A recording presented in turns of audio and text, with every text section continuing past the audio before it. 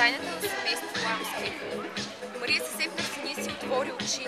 Измина една зловеща минута, в която тя първо осъзна, че не е вкъщи, после си спомни, че е семейство Ламски, а накрая с ужас се установи, че леглата пред нея са празни. Всичко е наред, сигурно ми правят номер малките проклетници. И тя се изправи безшумно с тихи стъпки си изнесе в стаята.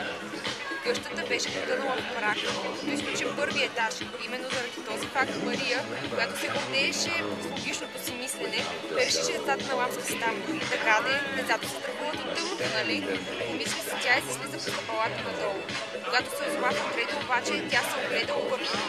Дали да влезе първо във всекидневната или да провери най-напред в кухнята. В този момент някъде се чули слаби гласове. Кухнята, реши Мария моментално и стига стъпки и стигна до конкретната врата.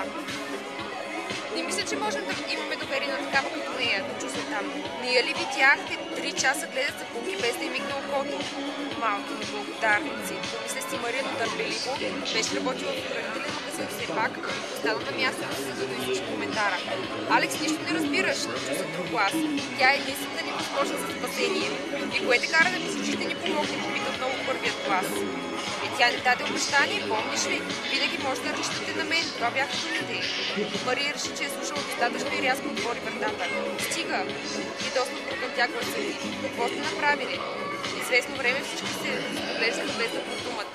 Слушам, отново каза Мария и се опита да свърси вещи си застрашително. Макар че ако съдеше от изражението на лицата им, ефектът беше крайно незадоволителен. Децата продължиха да се поглеждат. Давайте, разказвайте, защо мислите, че тя е подходяща, каза най-голямото момче и скръсти ръце. Ха, подходяща ли? Извика Мария. Да вижте едно около друг, който може да помолите за помощ.